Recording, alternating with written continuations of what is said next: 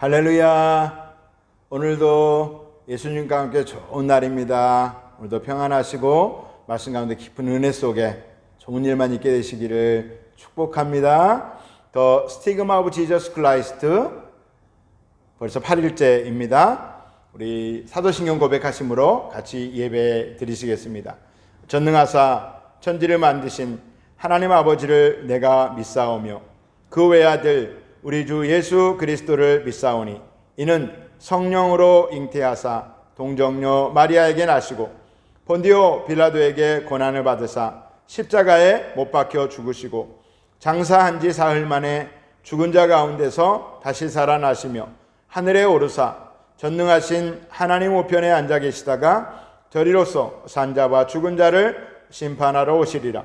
성령을 믿사오며 거룩한 공회와 성도가 서로 교통하는 것과 죄를 사하여 주시는 것과 몸이 다시 사는 것과 영원히 사는 것을 믿사옵나이다. 아멘.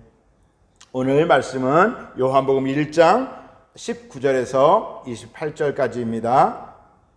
말씀이 좀 길지요. 우리 함께 읽을까요? 유대인들이 예루살렘에서 제사장들과 레인들을 요한에게 보내어 내가 누구냐 물을 때에 요한의 증언이 이러하니라.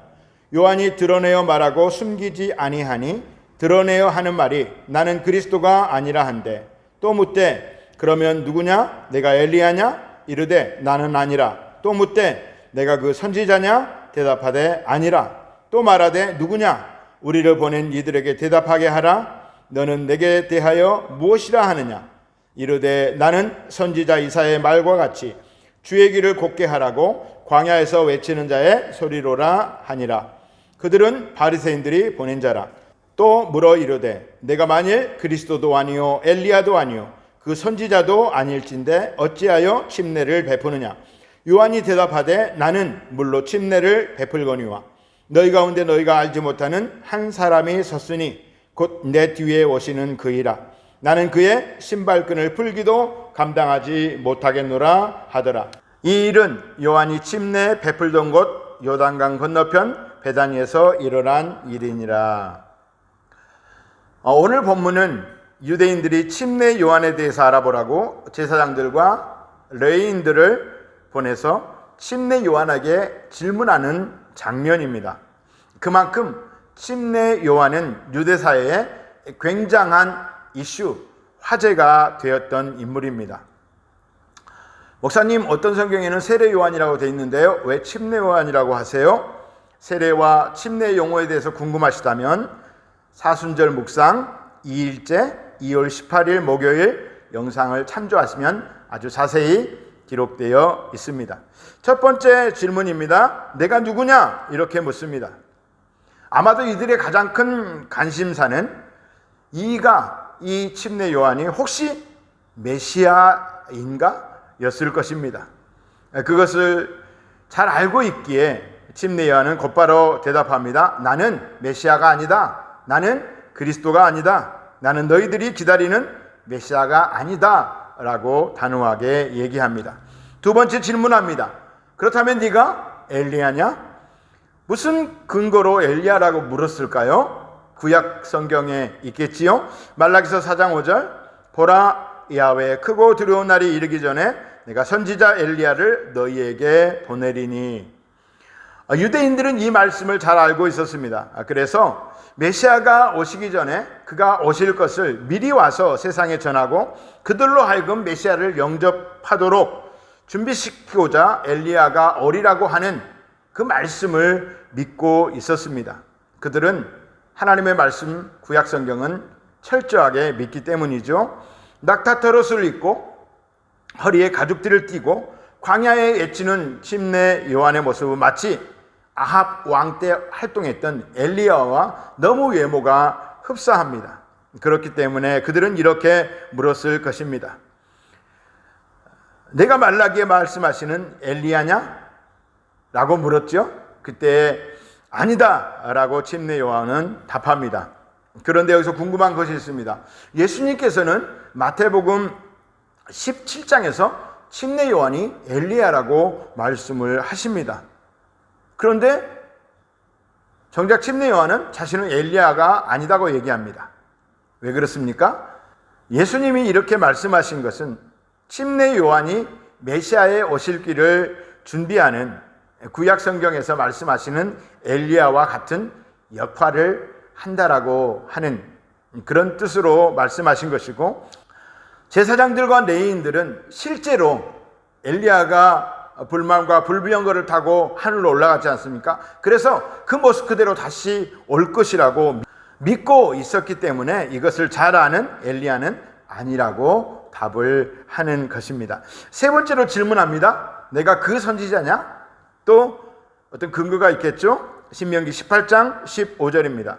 내 하나님 야훼께서 너희 가운데 내 형제들 중에서 너를 위하여 나와 같은 선지자 하나를 일으키시리니 너희는 그의 말을 들을지니라. 유대인들은 신명기에서 말씀하시는 선지자가 메시아가 아니고 여러 선지자 중에 하나라고 생각을 했습니다. 그런데 모세가 말한 이 선지자는 예수 그리스도, 그분을 말하고 있었던 것입니다. 그래서 침례 요한은 자신은 그 선지자 메시아가 아니라고 말을 하는 것입니다. 네 번째로 질문합니다. 그러면 너는 누구냐? 23절에 이르되 나는 선지자 이사야의 말과 같이 주의 길을 곧게 하라고 광야에서 외치는 자의 소리로라. 이사야서 40장 3절 말씀을 근거로 해서 자신을 소개하고 있습니다. 이사야서 40장 3절은 이렇게 말씀합니다. 외치는 자의 소리여 이르되 너희는 광야에서 야훼의 길을 예비하라. 사막에서 우리 하나님의 대로를 평탄하게 하라. 어머니 뱃속에서부터 이 침례 요한은 성령 충만하여 예수님의 모친 마리아가 오셨을 때에 그 뱃속에서부터 알아보고 뛰놀았습니다. 그만큼 성령으로 충만했던 지저스 홀릭, 오직 예수님밖에 모르는 그런 분으로 태어나서 그렇게 사역하시고 그렇게 정말 비참한 모습으로 예수님의 십자가의 죽음, 그 죽음을 예비하는 자로서 나중에 천국에 가서 예수님을 뵈었을 때에 부끄러움 당하지 않으려고 그렇게 자신의 의지는 아니었지만 정말 어이없게도 목이 참수를 당하여서 죽음을 당하게 되죠. 오직 예수님의 오실 길을 예비했던 침례 요한, 정말로 멋진 삶 아닙니까? 그에게서 정말 우리는 감히 범접할 수 없는 예수님의 사람의 향기를 느끼고 하나님의 종의 모습을 봅니다. 그의 정말 옷자락이라도 잡고 따라갈 만큼 충성된 우리가 됐으면 좋겠습니다. 그런 은혜가 우리 모두에게 있기를 축복합니다. 마지막 다섯 번째 질문합니다. 그러면 내가 만일 그리스도도 아니요 엘리야도 아니요 그 선지자도 아닐진데 어찌하여 침례를 베푸느냐? 유대인들은 이방인들이 개종하여 유대교로 들어올 때 이방인들은 더럽다는 개념이 있습니다. 어떤 그들의 삶이 어떻든 간에 무조건 죄인이요 더럽다는 개념이 있습니다. 그래서 그 더러움을 씻는 의미에서 침례를 행하였습니다. 따라서 이스라엘 자손들은 이미 자기들은 선택된 백성 그리고 거룩할 백성 성민이기 때문에 하나님의 백성이었으므로 씻기울 필요가 없다라고 생각을 했습니다. 하지만 요한은 이방인들에게만 필요하다고 여긴 이 침례를 유대인들도 받아야 한다라고 얘기하고 있습니다. 무슨 뜻입니까? 너희도 죄인이기 때문에 십자가의 죽으심으로 너희도 죽고 부활에 이르는 것처럼 그것을 예표하는 의미로 침례를 받아야 한다라고 말하고 있는 것입니다. 이들은 깨닫지 못했겠지만 침례 요한은 그런 의미로 모든 사람은 다 침례를 받아야 한다. 그래서 요단강에서 사람들에게 침례를 주었던 것입니다. 그런데 요한은 자신이 침례를 베푸는 이유에 대해서는 즉답을 피합니다. 그리고 화제를 전환하여 예수 그리스도를 소개합니다. 그리고 그분에 비하면 자신은 신발끈을 풀기도 감당하지 못한다. 그렇게 예수님을 높으며 자신은 한없이 낮아집니다. 침례 요한은 철저히 예수님의 그림자 아바타로 살았습니다. 실존하신 예수님이 아니 계시면 자신의 존재 자체는 의미가 없다는 것을 너무나 잘 알고 있었고 또 그렇게 삶을 살았습니다. 우리도 이런 침례 요한의 모습을 본받아서 오직 예수님을 어떻게든 높이고 자랑하고 그 향기가 내 삶을 통해서 묻어나도록 힘써야 할 것입니다. 성령 충만하여 성령님이 나를 통해서 예수님을 증거할 수 있는 큰 은혜가 임하시기를 간절히 축복합니다. 침례 요한에 대한 자세한 내용은 사순절 묵상 3일째 2월 19일 금요일 영상을 보면 침례 요한에 대해서 자세히 나와 있습니다. 오늘의 묵상입니다. 침례 요한, 오직 예수님만을 위해 살았던 사람. 우리는 얼마만큼 침례 요한을 닮은 삶을 살 수 있을까요?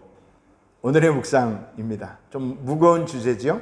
오늘도 묵상하는 가운데 큰 은혜가 있기를 축복하고요. 이제 다 같이 기도하겠습니다.